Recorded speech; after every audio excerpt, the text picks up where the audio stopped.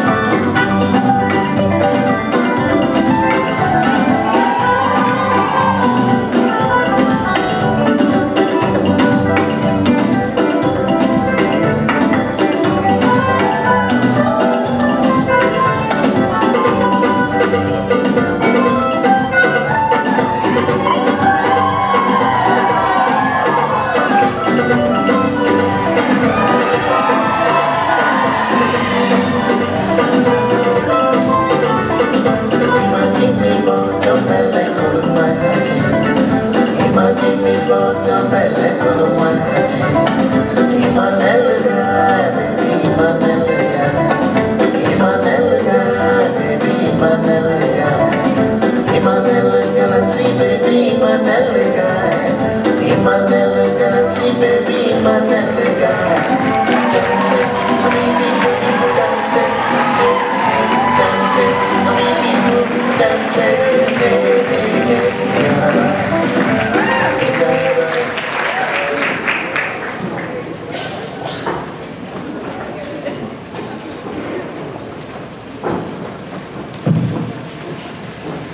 Man, that took me back. Like, back to days where my aunties and uncles used to embarrass me. My friends come over for Nigerian parties.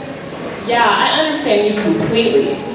Speaking of aunties, remember those stories you used to tell us when we were young? How can I forget? Welcome on stage, Wambui Wangoko. Doing research here at Rice, she's also known for her work in the film Prometheus. She will be narrating a famous childhood story.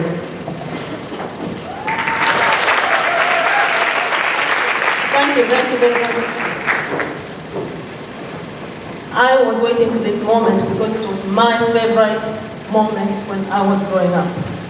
The time when we had to sit by the fireplace and listen to grandmothers and aunties and fathers, usually actually grandmothers and aunties, I take that back, telling us stories, okay? And I'm going to read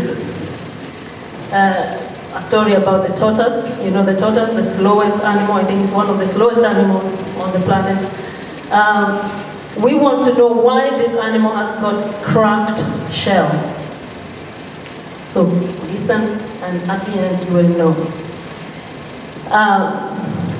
This is a story about why the tortoise has a cracked shell.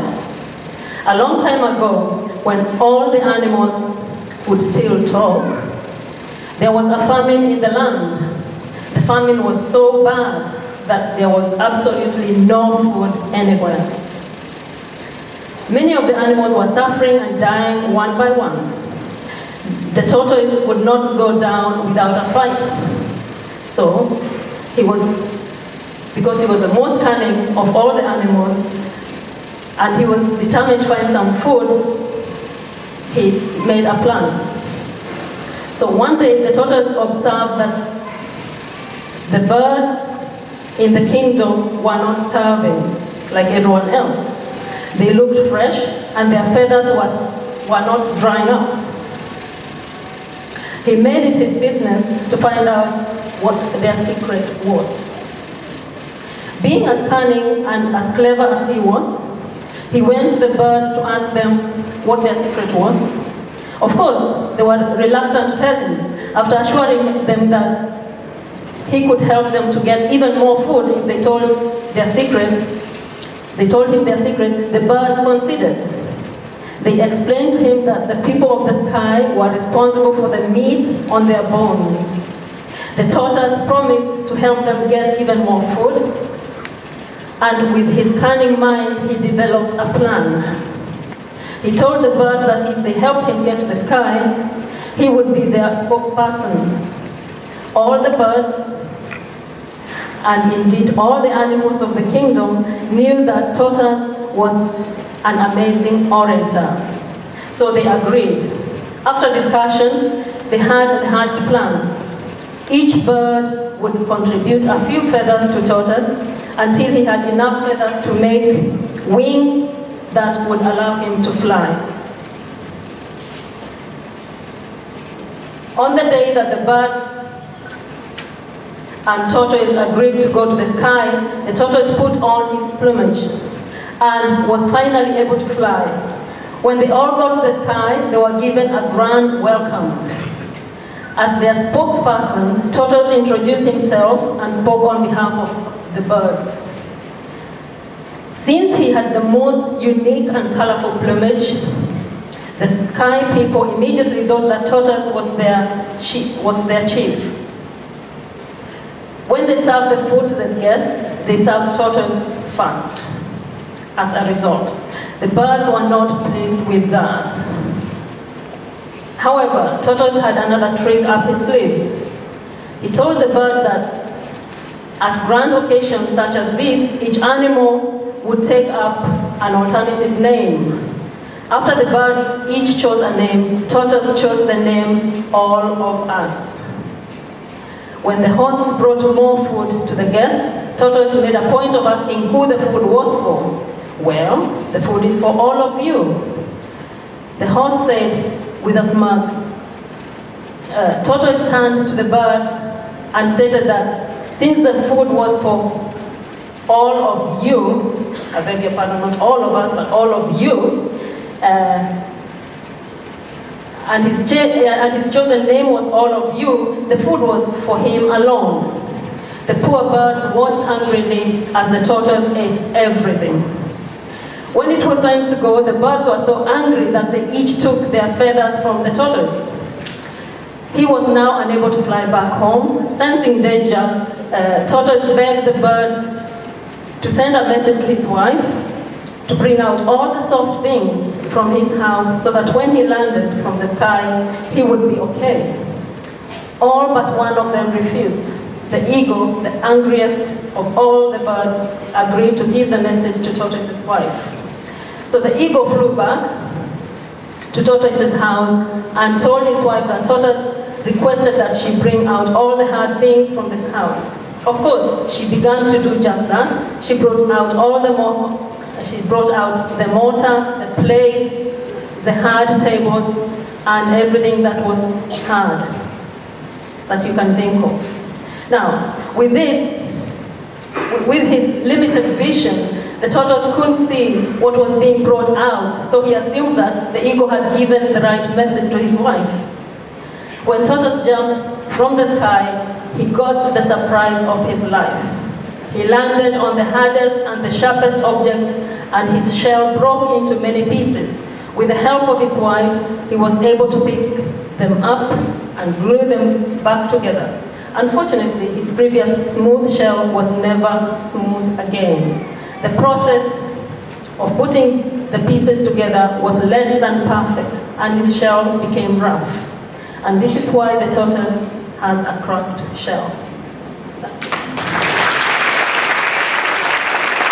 Thank you.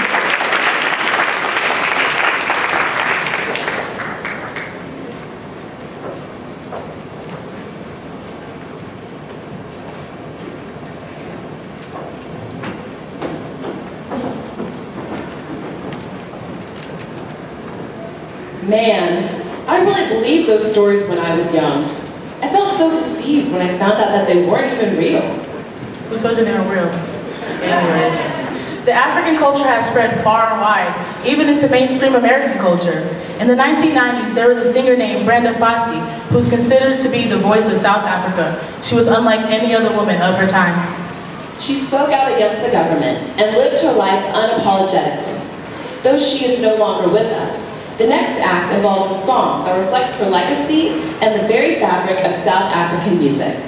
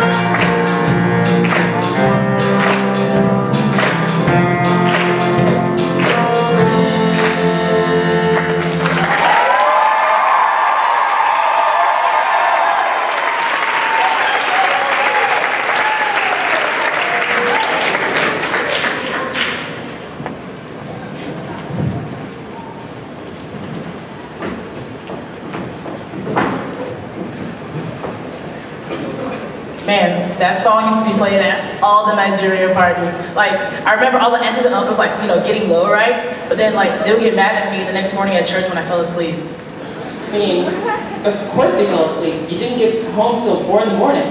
But that's how we do it, We like party to the early morning, and when we dance in one particular way, we dance with like hips, Yes, you know what I'm talking about. And on the other side of the continent, Ethiopians and Eritreans dance completely differently. Oh yeah, that's true. And they're really good at it too. Yeah. Ethiopians and Eritreans, sometimes collectively called the Habesha people, share many different aspects of their culture, including their food, some of their languages, and finally their dances. Coming up, we have a dance from 3 different tribes found in those 2 countries. Enjoy!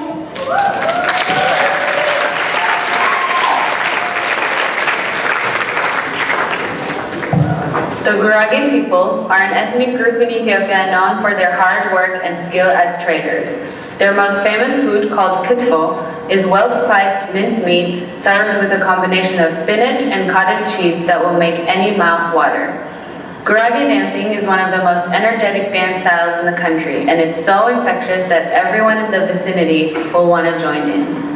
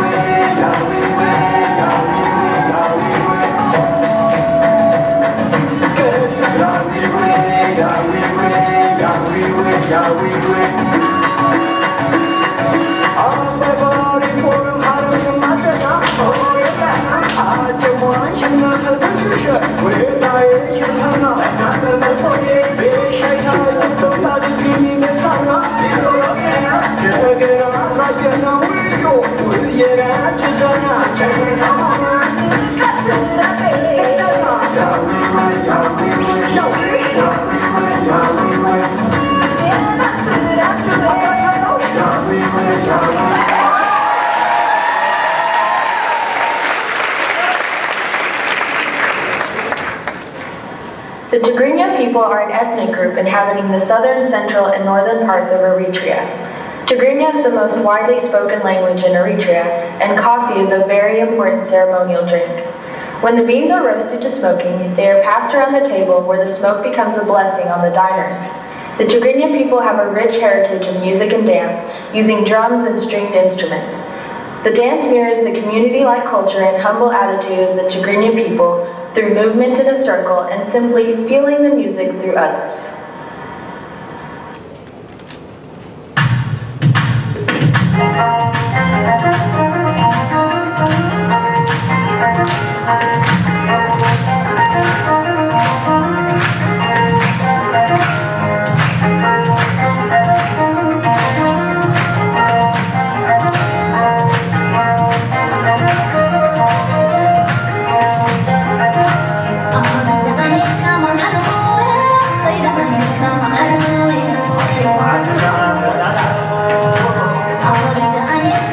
I'm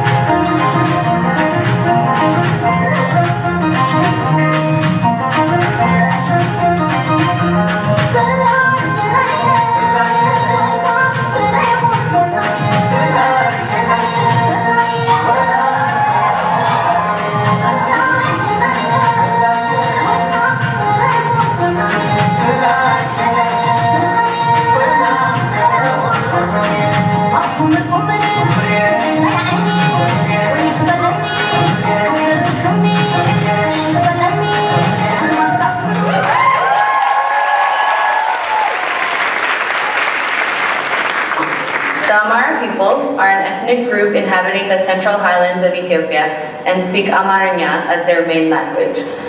Like most other tribes in Ethiopia, their staple food is the sour bread base called injera and the different types of stews that accompany it, often spiced with barbare, a dried chili powder made from scratch in most homes. The dance styles of the Amhara people involve elaborate shoulder movements as an expression of pure excitement and love for their culture and traditions.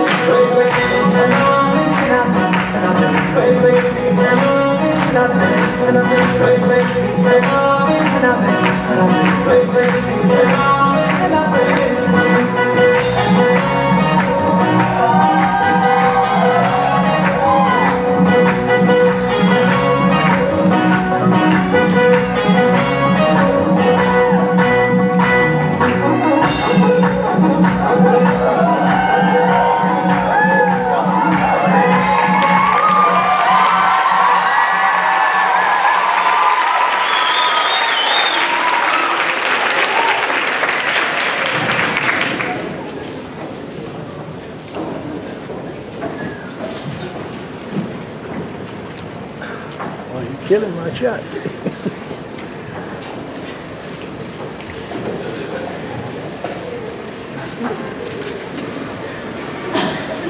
I'm not even going to try to do what they just did. Yeah, I think my head fell off. It probably will. Our next act will be performed by Wendy M.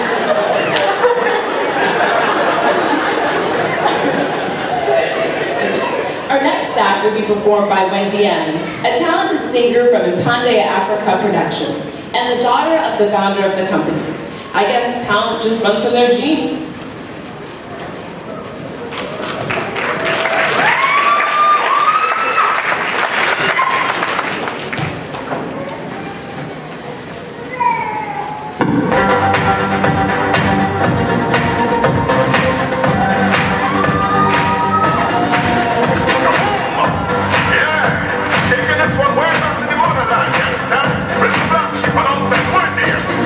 Take you higher.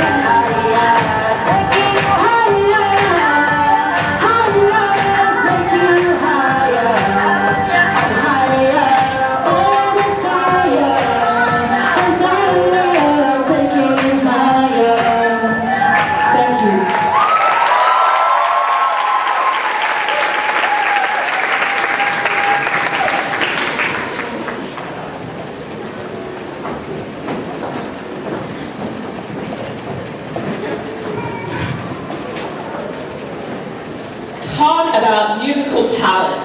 That is a voice. Our next act will include some more talented individuals, however, here on campus. They are known as the Rice African Music Ensemble. They will take us back to the World Cup days actually, when vibrant South Africa hosted one of the most exciting and interesting sporting events in the world. Then they will travel slightly north to Zimbabwe and play a song from that region.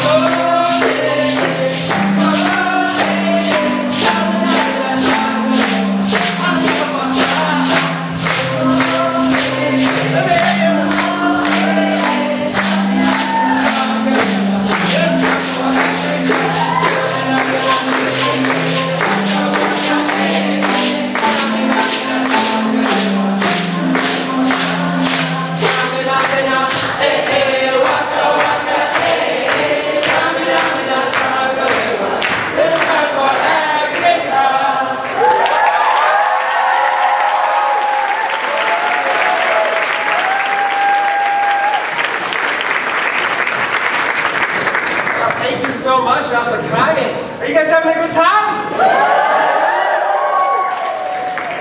So we are Rice African Music Ensemble. This is our first year here, and we're so honored to be able to play for you guys and share this wonderful music from Africa with you.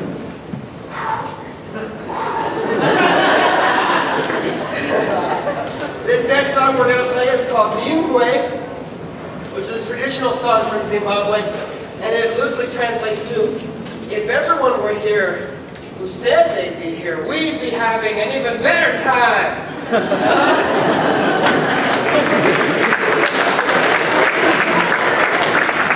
Thank you. Enjoy.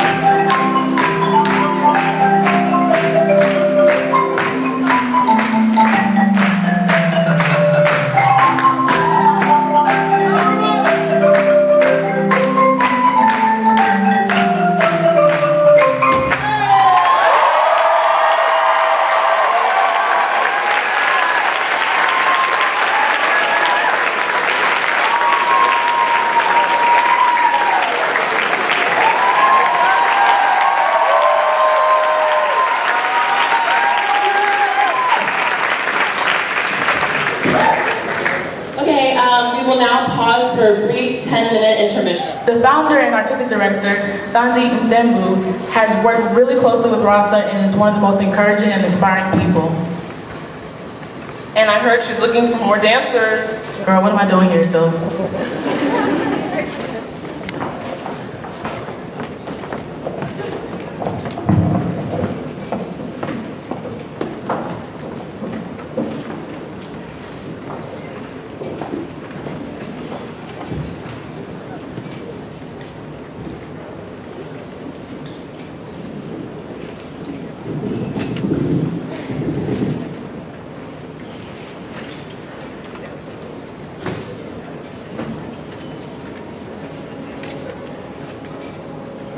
How the night covers me. Black as the pit from bone to bone. I thank whatever gods may be for my uncomfortable soul. In the pale clutch of circumstance, I have not winced nor cried aloud. Under the bludgeonings of fate, I hear less bloody, but unbound. Beyond this place of wrath and tears, looms but the horror of the shade.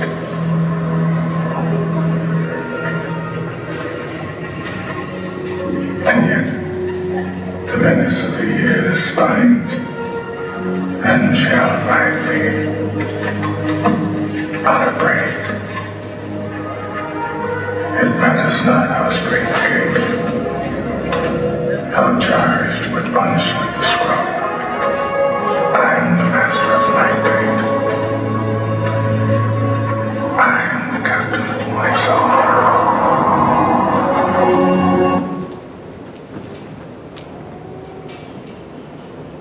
It's 1990 and Nelson Mandela is free! And the people are looking at each other. They're going like, what? And the other people are looking back and they're saying, duh. And finally, after this deep interaction, you hear the sound of, what time is it? What time is it? It's wake and shake time. It's death of the decade time. It's turn of the century time. It's gyrate the millennium time. It's the end of time. And at the sound of the tone, it will be the end of time. It's 1 p.m. It's post-future. It's 1 PT. It's post-time. It's post-time. It's 1990 and Nelson Mandela is free. Play ethics by ear. Let me out of here, but which way is out? I'm part of the food chain. Isn't that enough? At night, I snuggle up closely to the warm blue glow of images provided to me by somebody else. Listen, they package a shopping mall so small, a video wall person, a cell phone and a Visa card could hold it. The world is changing, but we're not. We're stuck in the past. We're stuck in the commercial for life. We're trying to figure out where's the money when guess what? There is no money. It's 1990 and Nelson Mandela is free. And there's a guy with a microphone and he's yelling at me. And he's not using a language that I can understand.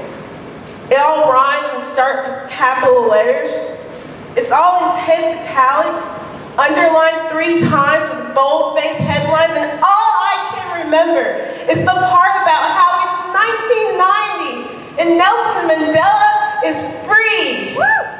And around the world is sense of possibility. The universal remote is in your hand. Take it. It's 1990 and Nelson Mandela is free. It's 2014 and Nelson Mandela is dead.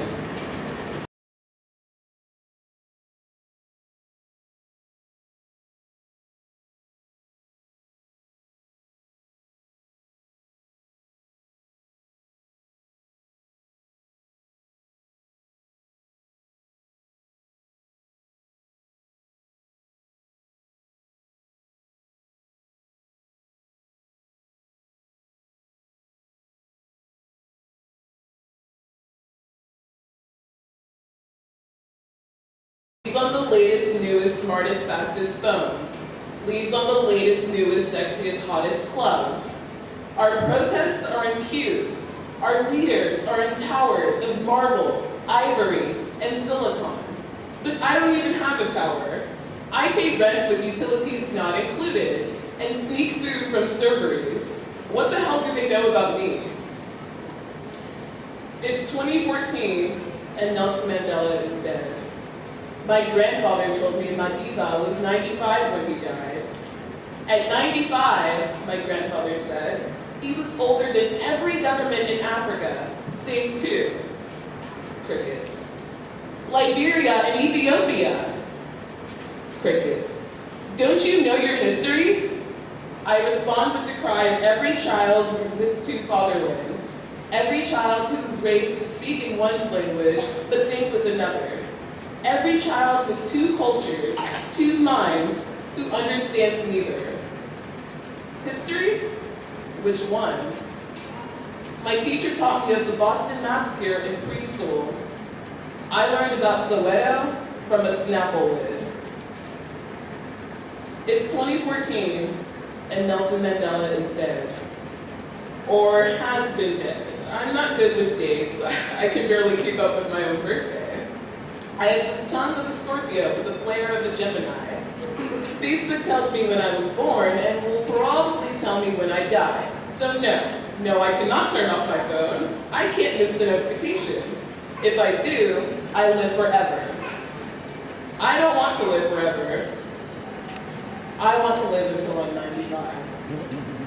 Old enough to be respected, but old enough to see my work fade away. Nelson Mandela died on December 5th, 2013, at the age of 95. I think he died earlier. I think he died sometime between 2000 and 2008. Those 8 years when the African government searched grocery aisles with Swiss doctors for HIV solutions, instead of in pharmacies for pharmaceuticals. It's 2014, and Nelson Mandela is dead. And I think about his legacy. Ignore what Hollywood tells you. Forget Christopher Reeves. Forget the British guy with the hair and the muscles and the eyes. Superman was black. Superman was black. His Fortress of Solitude was on Robben Island. And on December 5th, he went back to his planet of gods and giants.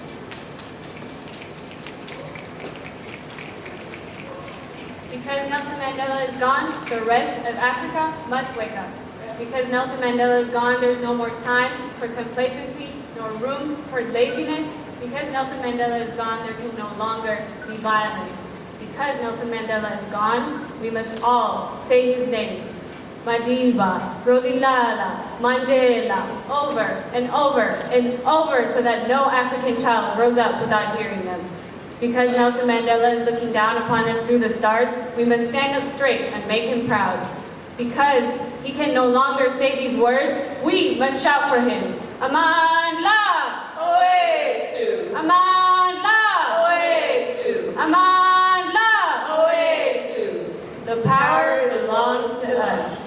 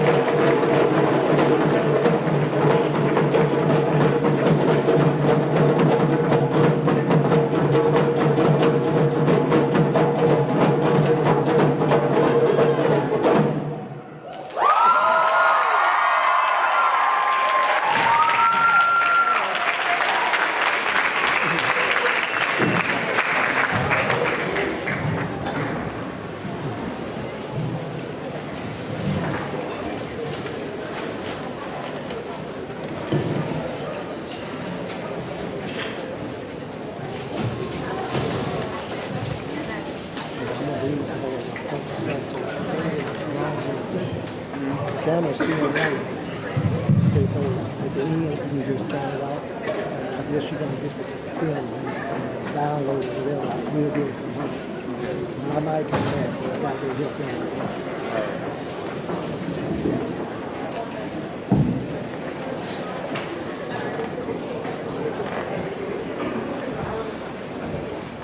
That was amazing. What you all just saw was first a South African warrior dance and then a young female initiation dance. And that's not all Pande has to offer. They have more upcoming shows and their website is in the program. Our next act is by Ruth Wold-Michael and is performed to a song that you will definitely recognize and almost always associate with the African continent. But we put a slight twist to it. Enjoy.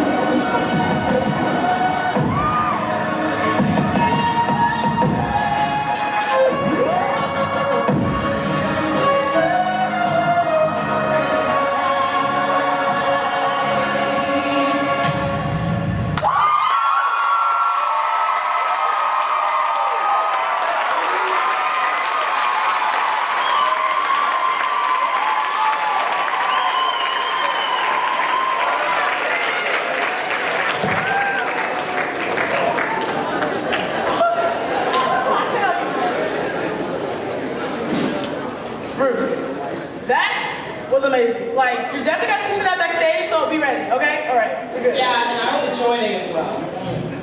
As we said earlier, the African diaspora is extensive. In many regions, there is a distinct African lineage, no more so than in the Caribbean. I love the Caribbean. Barley, plantains, beaches, carnival. What's not to love? Exactly. Our next act is a poem performed by the Caribbean Student Society here at Rice that highlights our connectedness throughout the globe.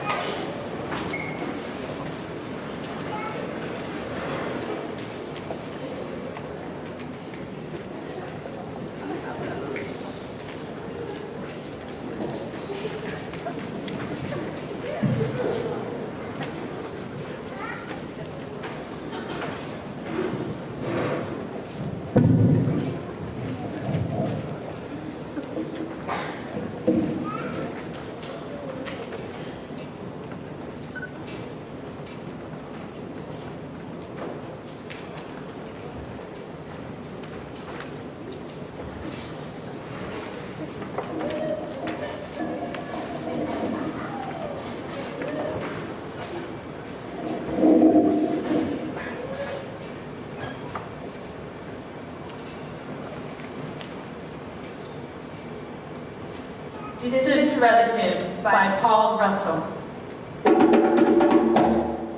Why must we talk about it? The horrific, the terrifying, the all-encompassing, demoralizing, buying and selling of our people. It seems self-chastising. Why must we talk about it? The dark times, forever existing in the subconscious of our minds. The three-sided trade designed by two-faced people, designed to break people. Destroying the idea of free, just so some could have some sugar in their tea. What is the link between our roots and who we are? Taken from Benin, Ghana, Nigeria, Cote d'Ivoire. We share vibrancy, an affinity to color, dance, music, food, and lifestyle. Across centuries and an ocean, the apple has not fallen far from the tree. The ancient bloodlines, though now mixed, still carry their distinct signature, never to be subtracted from or diluted, only to be strengthened. We both face our struggles, one robbed of precious fruit, still struggling to recover, the other struggling to stand on new ground. Cousins in a family, with branches that extend endlessly and leaves that fall on every shore. Why must we talk about it? It seems we can't separate who we were, who we are, and who we will become. They remain forever intertwined. I am the son, the daughter of my parents, the grandchild of my grandparents, the descendant of my ancestors, who sacrificed for my future. Why must we still talk about it? I ask, why shouldn't we talk about it?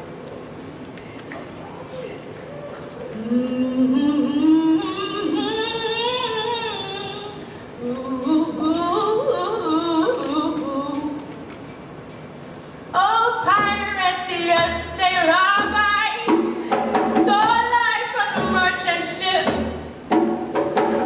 Minutes after they took I from the bottomless pit. But my hand was made strong by the hands of the Almighty. We forward in this generation, triumphantly. Won't you help to sing these songs of freedom? It's all I ever had. Redemption song. Emancipate yourself from mental slavery. None of ourselves can free our minds. Have no fear for atomic energy, but none of them can stop the tide. How long shall we kill our prophets while we stand aside and look? Some say it's just a part of it, but we got to fulfill the book. Won't you help to sing these songs of freedom? It's all I ever had. Redemption song, redemption song, redemption song.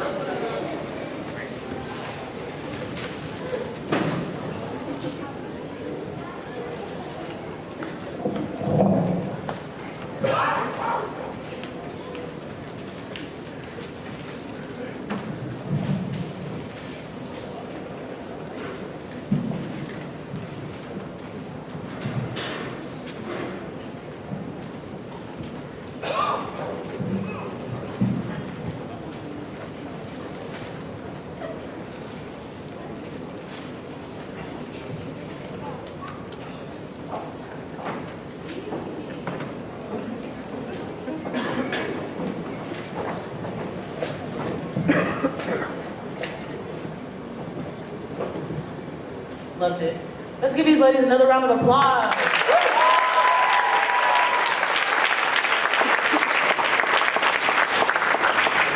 Everyone knows West Africans love to move their hips. Let me not say more. Welcome on stage our next group of dancers.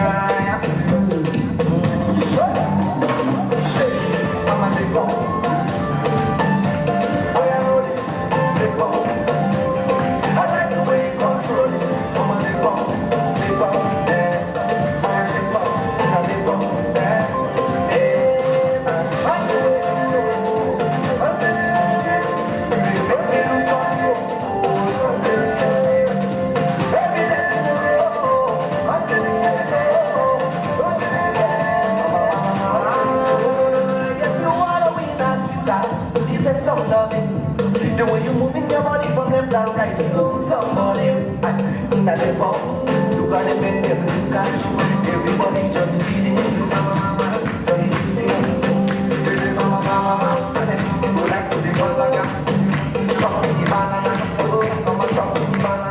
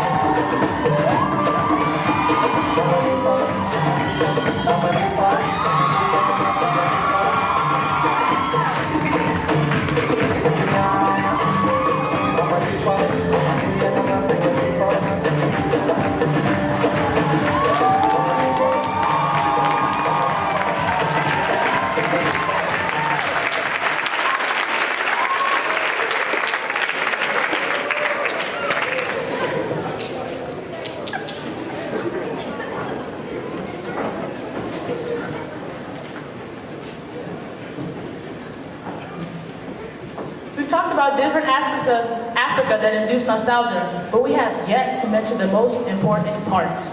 It is the word many people use to describe their home countries, the motherland. The African mother is sacred. She is many things. Loving, crazy, hilarious. But most of all, she is strong. She is the physical, human representation of the land itself. She is strong, unwavering, And when you suffer, she suffers twice as much.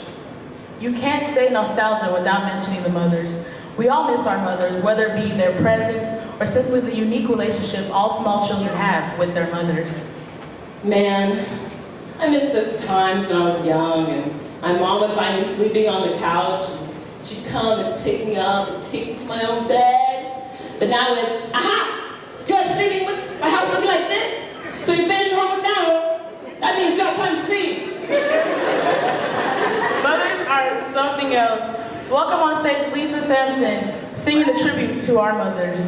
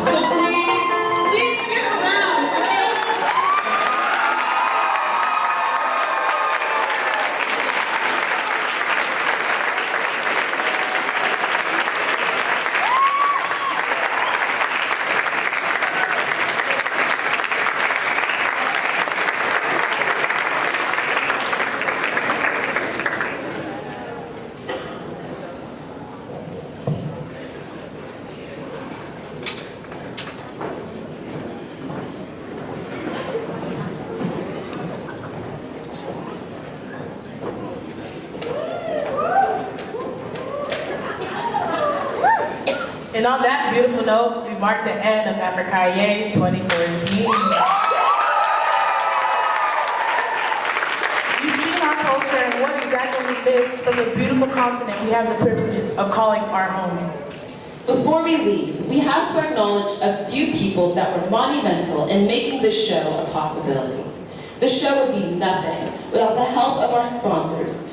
So we would like to thank our gold level sponsors from the World Youth Foundation, our bronze level sponsors from Stream of Hope, Litho Printing Company, and Mr. Alechi.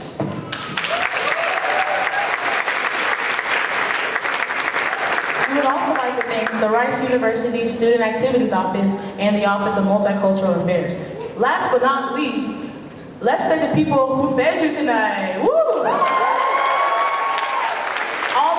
All the food provided tonight was provided by United Sisters Nigerian Restaurant, Blue Nile Ethiopian Restaurant, and Auntie Franca. So make sure you visit the restaurants for more deliciousness. Thank you all for coming out, and we hope you enjoyed yourselves as much as we did tonight. And we can't wait to see you next year at Africaye 2015. And that it is time for